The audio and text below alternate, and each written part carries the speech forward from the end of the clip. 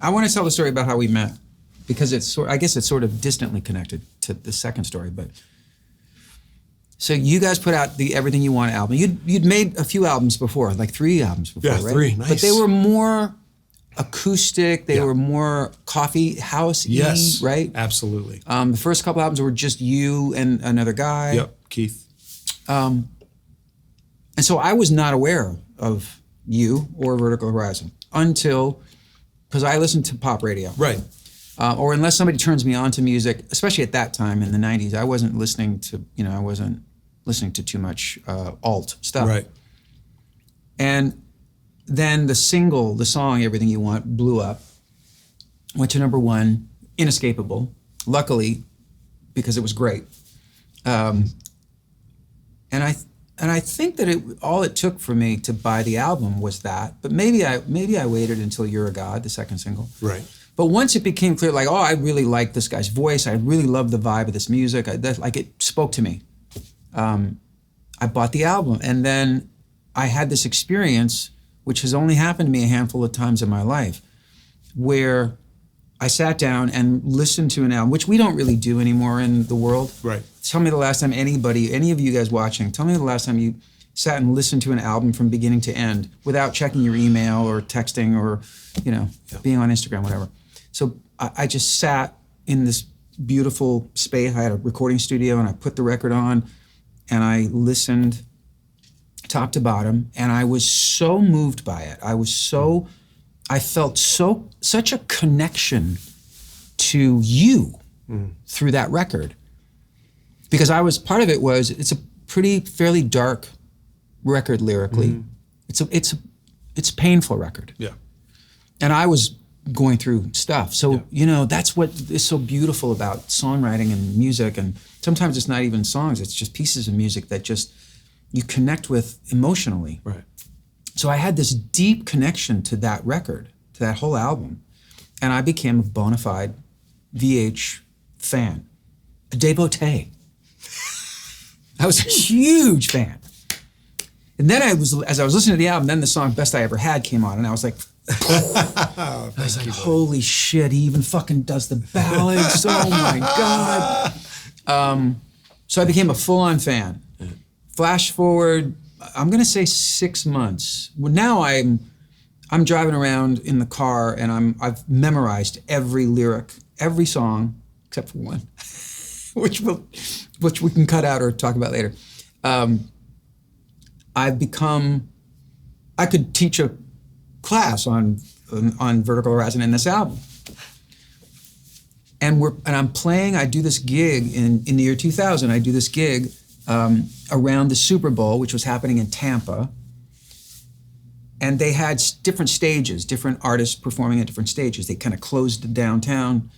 And so my band and I are headlining on some stage, and there's bands playing all over town. Mm-hmm. And so I'm about to go on stage, and I think it was an outdoor thing, so I don't even think we had a dressing room. I think we were just on a tour bus as our dressing room. And my tour manager at the time said, hey, Richard, there's this band. They're playing down the street, but they wanted to say hi to you. They're called Vertical Horizon. And I just remember going, and having this moment of realization, which now I can trace it back because we've talked about this so much. I have manifested so many people into my life, people whose work has affected me, have all come into my life, almost without exception. So there was a part of me that was like, my favorite band on earth wants to meet me. That's so sweet. But then there was a part of me that was like, yeah, okay, yeah, right on time, I guess. Right. Like it made sense to me. Sure. Like, okay, here's another example of like, what does this mean? Right. Because in some cases, the people I've manifested have become dear people to me. Right. You know? So we met. I remember you were really, really like, oh man, I've been a fan for such a long time. And I kind of thought you were like just saying that kind of thing. Really? Yeah, I don't know why. I just was, because you were younger and cool and, and I was kind of hadn't had a hit in quite a while. But I was still out doing my thing. And I thought, oh, that was just, courtesy. Got it. And then we hung out. Oh, no. And then I was done in time to come see most of your show. Right. So we just talked for a few minutes before my show, and you guys watched a bit of it, and then you went to do your show, and then I hauled ass to see your show. Right. And I'd never seen you live, so I was so excited because I'm seeing my favorite band live for the first time. And you crushed it. And then we hung out for about an hour, I think in my tour bus. Yeah. And we exchanged numbers, and it was mostly, I mean, we were all talking, but you and I kind of like we were having a conversation separately. And I just remember thinking, yeah, and I like this guy. Yeah. Like, I instantly liked you. And then I reached out to you a couple times, and I think at one point, because I was co-writing with so many different people at that point, and I was having hits with other people, and I was mostly, at that time, just a writer and producer. I wasn't really performing that much, not making records really that much. So I immediately thought, well, why wouldn't I ask my favorite songwriter of the day to write with me? And you were so gracious, but you were like, yeah, no. Right. I'm good. Yeah. No, I'm kind of like working on some other thing. I'm kind of busy. I'm kind of busy. And I remember, like, honestly, I'm a fan, but I'm a little. But all those things I said to you. I don't want to write with you. I don't want to write with you. Not you. I want you to really like what I write. That's how this is going to work. So I was a little let down. I was a little, but not like bad. Like, I was just sort of like, oh. Because usually that was met with, yeah, let's do it. Okay, but we have to circle back to that. Okay. Because, there are two sides to every story, okay. Right? Yeah, okay, fine. So but I can inject this later if you want me to. No, but we're not forgetting to do this. So no, I'm done. That's how I remember us. Here's what happens for normal people when Richard Marx writes them an email and says, hey, do you want to write with me? You shit yourself. You go into a flop sweat. You're pretty sure you've got a fever. You're like, this is scary. Sure you have a fever. Yeah, this is scary. Okay. And I had never really co-written songs with other people. It was, at the time, it was a purely, selfish endeavor. I don't know how else to really say it, but just me in a room somewhere trying to pick through the detritus. Yeah, and it's a very different mechanism than co-writing. And I didn't know the mechanism. I had no idea. And it's you asking me to just give it a try. You'll be fine. And so it was. No, just jump in the deep end. It's fine. You'll float. Just go. Just feel free to go play basketball with Michael Jordan. Just a little pickup game. It'll go great. Right. Trust me. You know what I mean? And but eventually, and I don't want to cut ahead, but at some point, I think we just sort of we had become such good friends that it wasn't scary anymore. Right. I mean, I want to do well. I want to be good. I want to be better. You know what I mean? Not better than other people. I want to be better tomorrow than I was today. And when you asked me to do that, I just wasn't prepared. But subsequent to that time, some of my favorite moments in my life have been the two of us sitting in a room somewhere with two guitars and just seeing what we come up with. And it's been one of the absolute joys of my life, not just because I love you as my friend and my brother, but because I think you are one of the all-time best at this craft. Thank you. I feel the same way about you. Thank you. At all of it, from the writing part to the performing part to the singing part, all that stuff. So it was really just me being afraid of not being able to do it. I totally get it. Yeah. In fact, as I recall, we did spend some time together. I remember I brought my family to a gig in Chicago, so we had more FaceTime then. And we started communicating a little bit more. Right. You were living in New York at the time. Yep. And I was in Chicago. And then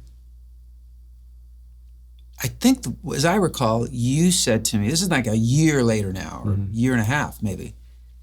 I was working on a record for the first time in a while. I remember I played you some of it when you came to my house. But I remember you saying, hey, I don't remember whether I brought it up again about I seem to think you said, hey, I remember you asked me about writing. Oh, yeah.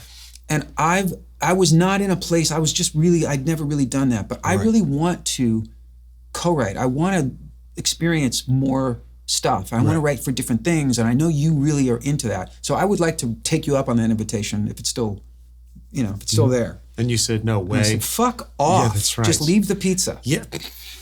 Just leave the pizza. Just leave the pizza and go. God, leave the pizza and go. That was good. So that's when you came to Chicago and spent like 3 or 4 days with me.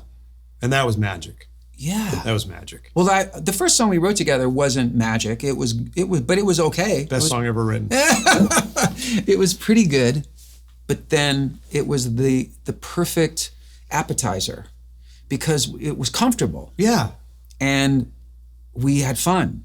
It also wasn't, when the first one wasn't great, neither one of us was like, well, this isn't going to work. Right. No, we were like, oh, no. We just have to keep poking the bear. Yeah, try it again. Yeah. And then, what is so beautiful is to think about the origin of me asking you to co-write, if you want to co-write with me, and you saying, no, thank you. Yeah.